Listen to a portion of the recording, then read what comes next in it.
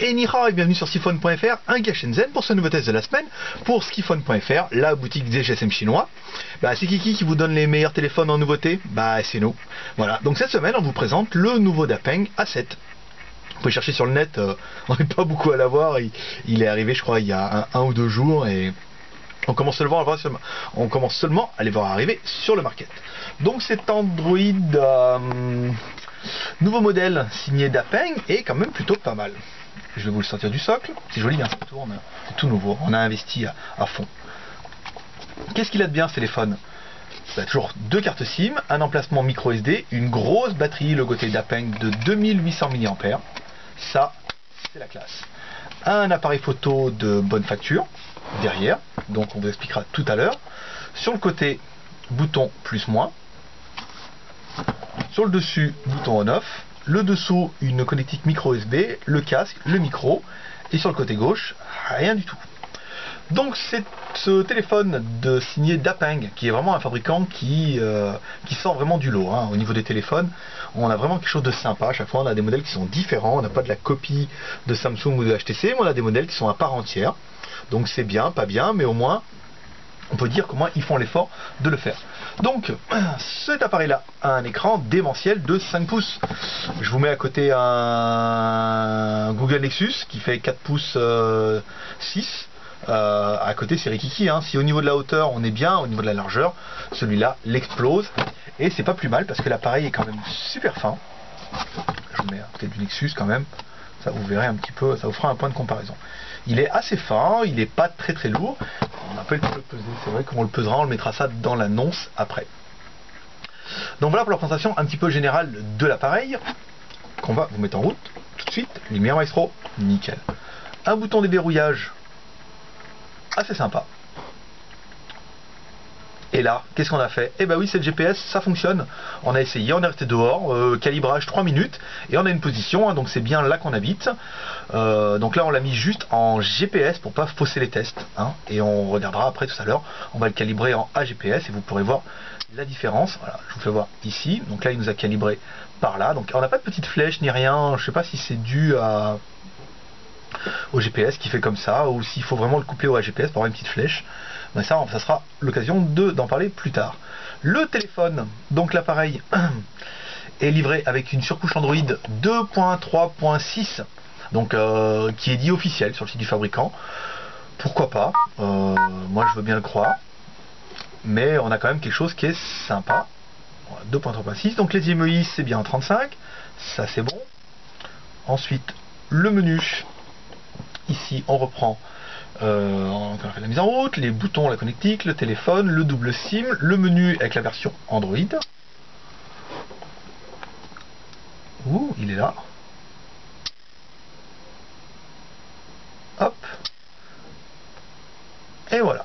2.3.6. Donc là, c'est quand même super sympa. Les boutons. Alors, vous avez le bouton menu, le bouton retour, le bouton recherche, le bouton home qui est en bas. Ça, c'est pas mal. La musique. On a essayé, ça marche, Britney est toujours là, au rendez-vous. Petit bémol, le haut-parleur, c'est pas une discothèque, on n'a pas 1000 watts. Bon, après, je veux dire, c'est vraiment, là on commence vraiment à chipoter un petit peu. Le raccourci, donc il me dit attention, blablabla, la musique, les vidéos, voilà, c'est celle-là, ça n'a pas vraiment d'importance. Voilà, donc ça c'est bon. Pour les vidéos, ça marche. Dossier appareil photo. Parce que maintenant on fait des vrais tests. Donc on teste les appareils photo. Je vais vous mettre là. Tac, ici, ça dessus. Alors là, on est directement en zoom 1.3. C'est pas terrible. On va le dézoomer un petit peu. Et on prend une photo. Donc il y a un semblant, on va dire, d'autofocus, quand même un petit peu. Je vous le refais. Voilà. Donc l'appareil photo est donné par le fabricant en 5 millions de pixels. On n'a pas été vérifié combien ils ont mis. Ils ont été jusqu'à mettre derrière. Donc sur la donnée fabricant, il est donné à 5.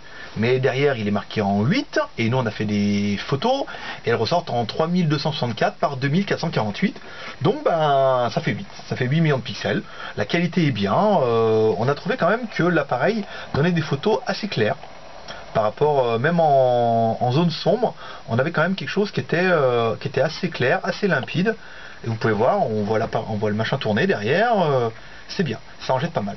Les vidéos, toujours on fait des vidéos, là on n'a pas fait de conneries, on l'a pas mis, on n'a pas fait, mais la vidéo, donc c'est du 720 par 480, donc c'est du 720p, ou de la petite HD, ça c'est vraiment pas mal aussi. Donc voilà, pour ce petit tour d'horizon de ce téléphone, vraiment coup de cœur sympa, hein, un téléphone qui va faire chez nous moins de 170 €, c'est le prix de la nouveauté. Voilà, après je ne peux pas vous dire de plus, les tests sont vraiment basiques, et bah oui, le GPS qui fonctionne pour de vrai. Donc maintenant je vais vous mettre, on va activer le AGPS, donc blablabla, là il faut qu'on aille dans remplacement, donc par défaut on a coché les deux premières, ce qui permet d'avoir une position GPS. Je vous dis, on s'est mis sur le balcon 3 minutes et on a eu une position qui était assez viable. Donc là on continue ici, donc là on met le AGPS, les paramètres on s'en fout. Voilà, on retourne sur Google.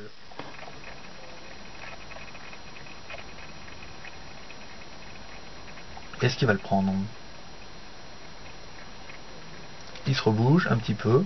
Bon, on va peut-être oublier une touche, on va le refaire. Tac. Pas bon, ça fonctionne, c'est l'essentiel. Je le refais, parce qu'on va passer une demi-heure là-dessus. Emplacement. Donc là, tout est activé. Réglage épaule. Non, non, non, non, non. Donc là, c'est bon. On va se mettre là, sur la map. On va le mettre un petit peu à l'ouest. Voilà, ici.